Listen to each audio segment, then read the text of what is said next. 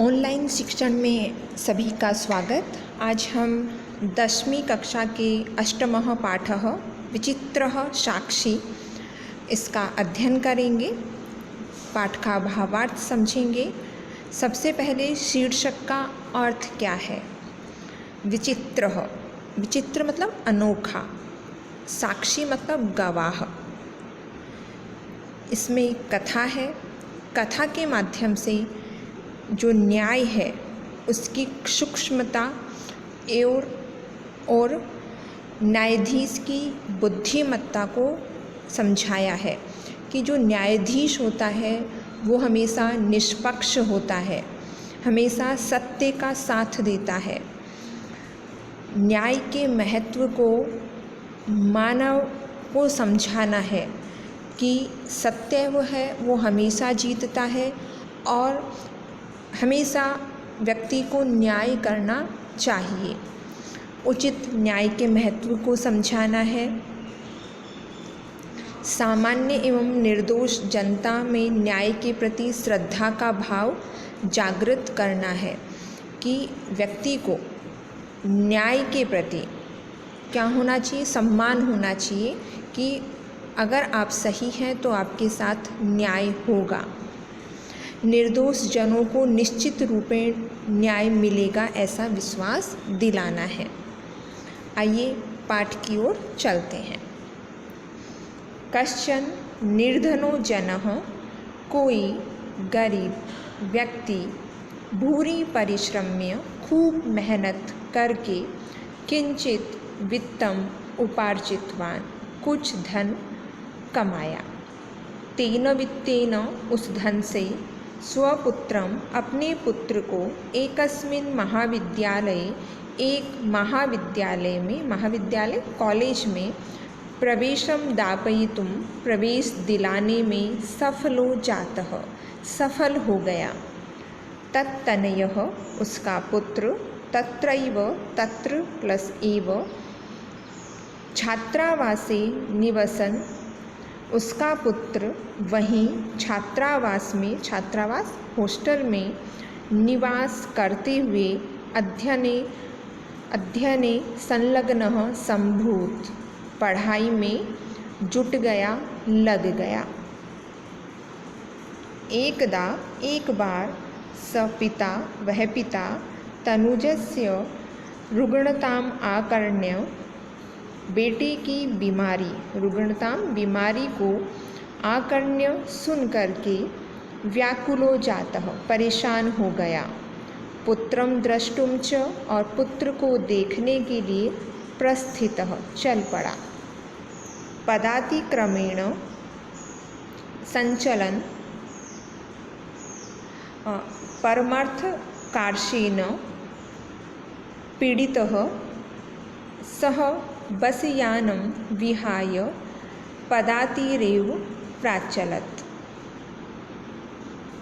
परमार्थकार्षेण, कार्षेण धन की कमी से, अर्थ धन की, कार्षेण यानी कमी से, पीड़ितः परेशान, वह बस को छोड़कर, विहाय छोड़कर, पदातिरेव पैदल ही, प्राचलत चल दिया। पदातिक्रमेण पैदल चलते हुए, सायं शाम के समय में भी, अपि असौ भी, असौ वह, गंतव्यात् दूरे आसीत, गंतव्य मतलब निश्चित स्थान जहाँ उसको जाना था उससे दूर ही था। निशांधकारे, रात के अंधेरे में, प्रसृते विजने प्रदेशे, फैले हुए निर्जन स्थान पर, पदयात्रा न शुभावह, पदयात्रा है वो शुभ नहीं है। एवं विचार्य, ऐसा सोचकर, स पार्श्वस्थिते ग्रामे रात्रि निवासम कर्तुम, वह पास में स्थित गांव में रात्रि निवास करने के लिए, किंचित गृहस्थम उपागतः, किसी गृहस्थ के पास गया।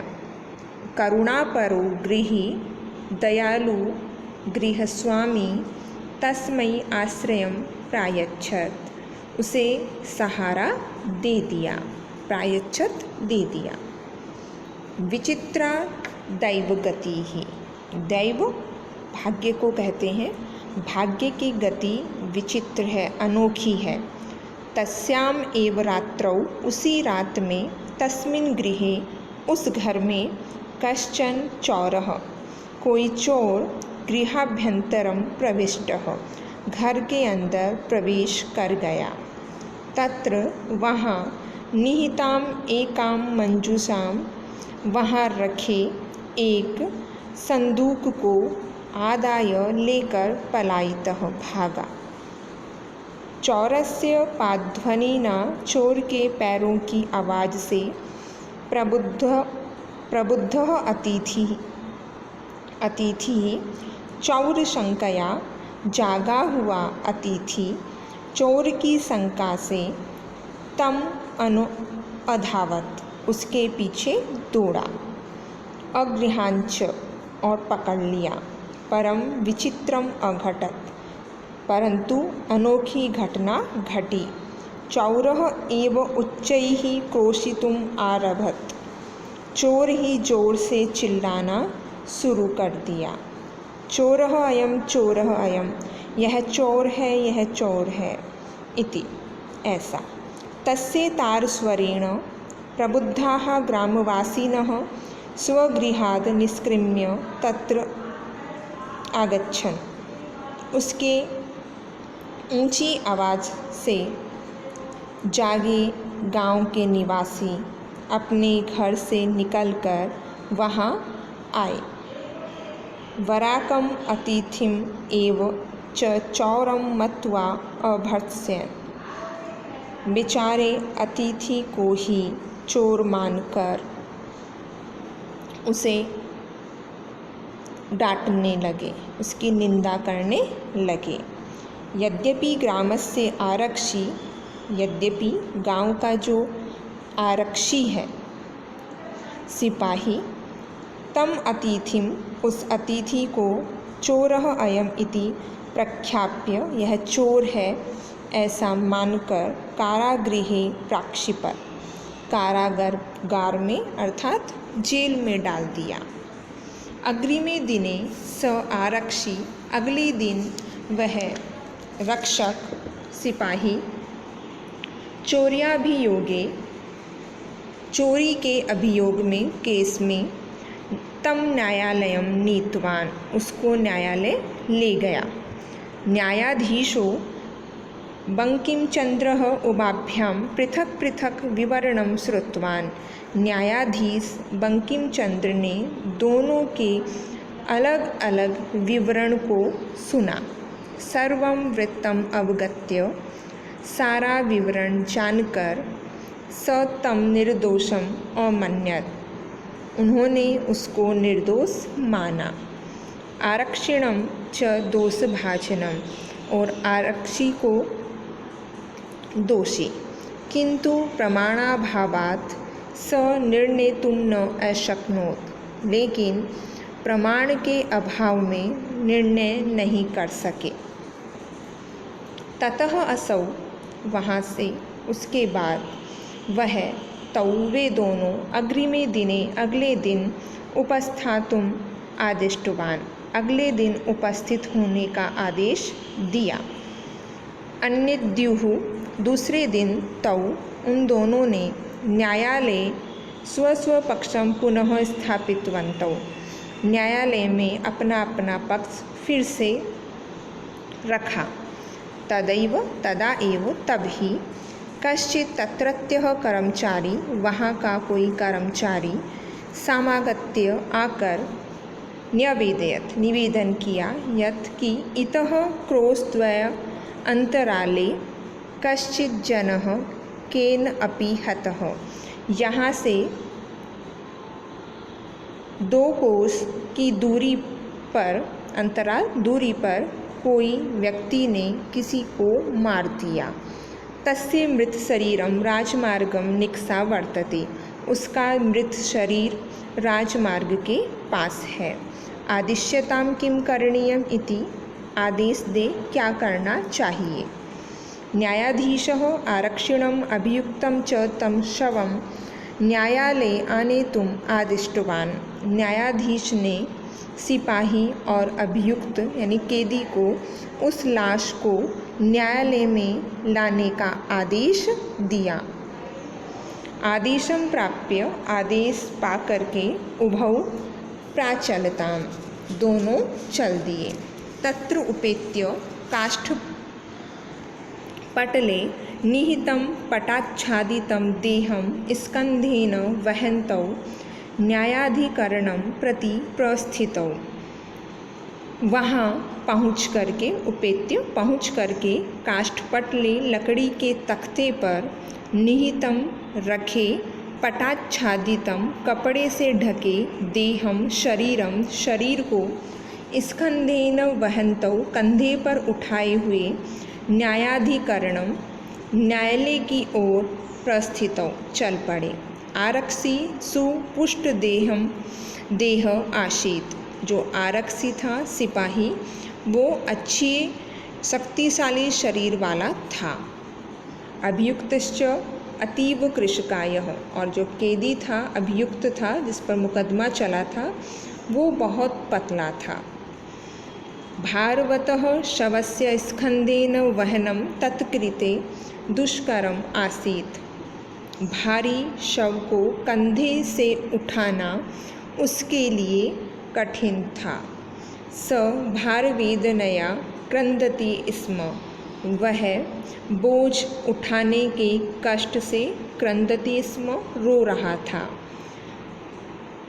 तस्य क्रंदनम, उसके रोना सुनकर निशम्य मुदित आरक्षी प्रसन्न सिपाही तम उवाच, उसे बोला, रे दुष्ट, अरे दुष्ट, तस्मिन् दिने, उस दिन, त्वया तुमने अहम चोरिताया मंजूषाया गृहणाद वारितः, मुझे चोरी की गई संदूक को लेने से रोका था।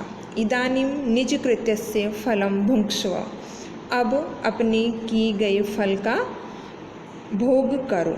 अस्मिन् चौर्याभियोगे त्वं वर्षत्रयस्य कारादण्डं लप्स्यसे इति प्रोच्य उच्चैः अहसत्। इस चौर्याभियोग में, चोरी के आरोप में तुम 3 वर्ष का जेल है वो प्राप्त करोगे, ऐसा कहकर जोर से हंसने लगा। यथा कथंचित उभौ शवम आनीय एकस्मिन् चत्वरे स्थापितवन्तौ। जैसे तैसे दोनों ने शव को लाकर एक चौराहे पर, चत्वरे चौराहे पर रख दिया।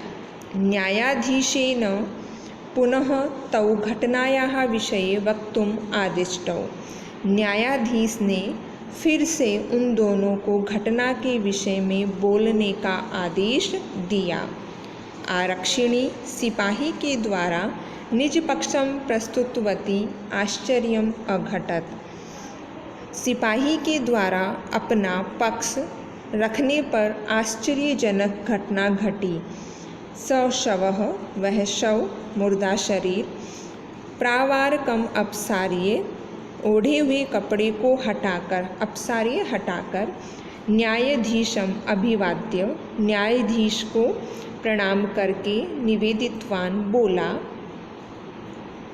मान्यवर महोदय, एतेन आरक्षिणा अध्वनि यद उक्तम, सिपाही ने रास्ते में जो कहा था तद वर्णयामि, वह कह रहा हूँ। त्वया अहम चोरितायाः मंजूषायाः गृहणाद वारितः, तुमने मुझे चोरी की गई संदूक को लेने से रोका, अतः निज कृत्यस्य फलं भुङ्क्ष्व, अपने किए गए कार्य का फल भोगो। अस्मिन् चौर्याभियोगे त्वं वर्षत्रयस्य कारादण्डं लप्स्यसे इति, इस चोरी के आरोप में तुम 3 वर्ष का कारादंड प्राप्त करोगे। न्यायाधीशः आरक्षिणे कारादंडम आदिश्य, न्यायाधीश ने आरक्षी को कारादंड का आदेश देकर तम जनम उस व्यक्ति को ससम्मानम मुक्तवान, सम्मान के साथ मुक्त किया। अतएव उच्यते, इसलिए कहा गया है, दुष्कराणि अपि कर्माणि मति वैभवशालिनः नीतिम युक्तिम समालंब्य लीलयैव प्रकुर्वते। दुष्कराणि कठिन, कर्माणि कर्मों को, कार्यों को, मति वैभवशालिनः मति बुद्धि की संपत्ति से जो युक्त है, मतलब जिस व्यक्ति के पास बुद्धि की शक्ति है वह व्यक्ति नीतिम युक्तिम, नीति और युक्ति मतलब उपाय का समालंब्य सहारा लेकर लीलयैव प्रकुर्वते, खेल खेल में ही आसान कर देते हैं। चाहे कितने भी कठिन काम क्यों ना हो, जिस व्यक्ति के पास बुद्धि है उस व्यक्ति के द्वारा वो कठिन काम भी नीति और युक्ति के सहारे से खेल खेल में ही हल हो जाते हैं। तो ये कहा गया है कि बुद्धि है वो सबसे बलवती होती है और एक न्यायाधीश का ये परम कर्तव्य है कि व्यक्ति के साथ सही न्याय करें। धन्यवादः।